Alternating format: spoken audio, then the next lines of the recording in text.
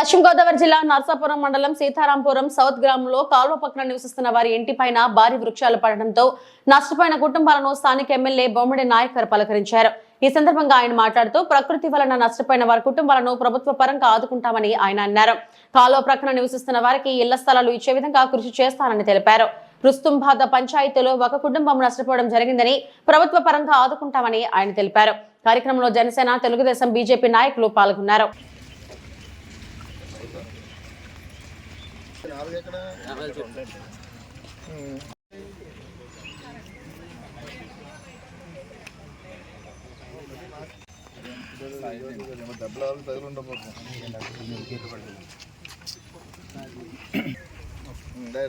బాగున్నా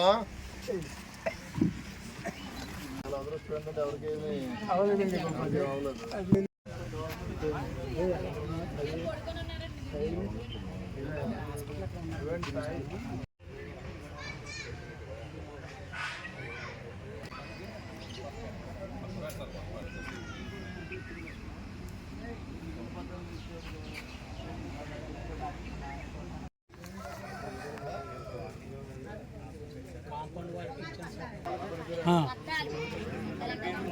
మీరు అందరూ మొన్న గెలిపించారు కదన్నా, అందరూ మాట మా కోసమే గెలిపించుకున్నామండి. మా కోసం ఏదైనా రిజిస్ట్రేషన్ పట్టాలని ఎలాంటి జరిగినప్పుడు మీకు ఏదైనా ప్రభుత్వం చేయడానికి ఉంటుంది. మీకేమో ఇక్కడ పట్టాలు లేవు, దీనికి ఎలాంటి గవర్నమెంట్ మనం చేయలేని పరిస్థితి అమ్మా. ఇప్పుడు ఒకటి మీరు అందరికీ ఒక చోట ఉండేది రాయిస్తారు సరేనా, ఒక చోట పెట్టింది బాధ్యత నాది. ఇంకా ఎక్కడో కూడా అక్కడే ఉండేటట్టు మీరు అందరూ చోట ఉండేటట్టు చేస్తాను అని చెప్పి మీరే రెండు అవసరం అయితే అంటే అందరూ ఉంటారు, మన వాళ్ళు ఉంటారు, మనం అందరూ ఉంటారు. ఒకవేళ లేని పక్షంలో మీరు డైరెక్ట్ రెండు ఇబ్బంది లేదు. కంప్లైంట్లు ఎక్కువ సార్ ఏరియాలో అందుకు ఓకే సార్ కంప్లైంట్ ఇస్తారు. సరే సత్యనారాయణ ఏం చేస్తున్నాం లేకపోతే ఏంటి సరే డి గారు చెప్పేసి నంబర్ తీసుకోండి. సార్ రమ్మని చెప్పండి. ఎక్కడ ఇబ్బంది ఏంటి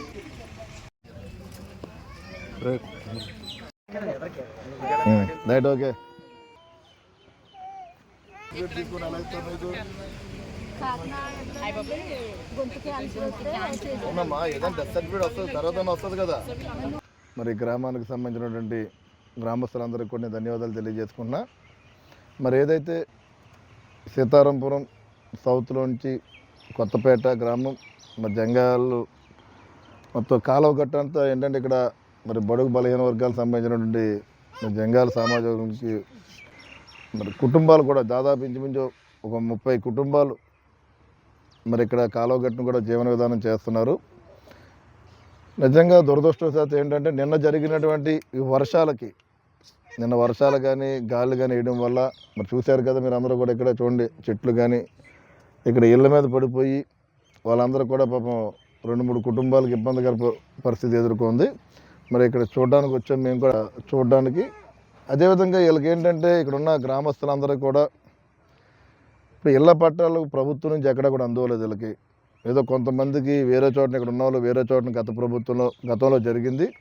ఇప్పుడు ఇవాళ రాబోయే రోజుల్లో వీరందరినీ కూడా ఒక చోటన ఉండే విధంగా కూడా మరి ఇళ్ల పట్టాలు వీళ్ళందరికీ ఒక చోట ఇచ్చే విధంగా నేను పూర్తిగా వీళ్ళందరూ కూడా సహకరిస్తానని చెప్పి మరి ఈ సందర్భంగా నేను తెలియజేస్తున్నాను. నేను అదేవిధంగా ఏదైతే నష్టం జరిగిందో ఈ నష్టం ద్వారా కూడా మరి ప్రభుత్వం ద్వారా మనకు ఏదైనా అవకాశం ఉంటే కనుక వీరికి న్యాయం చేసే విధంగా కూడా న్యాయం జరిగే విధంగా నేను సహకరిస్తానని చెప్పి తెలియజేసుకుని మరి ఈ గ్రామస్తులు కూడా నేను చెప్పేది ఏంటంటే దయచేసి అంటే ప్రకృతి వైపరీత్యాలు వచ్చినప్పుడు మీరు ఇలా కాలువ గట్లు ఉండడం వల్ల కూడా ప్రభుత్వం నుంచి కూడా ఏమీ చేయలేని పరిస్థితి కొంత.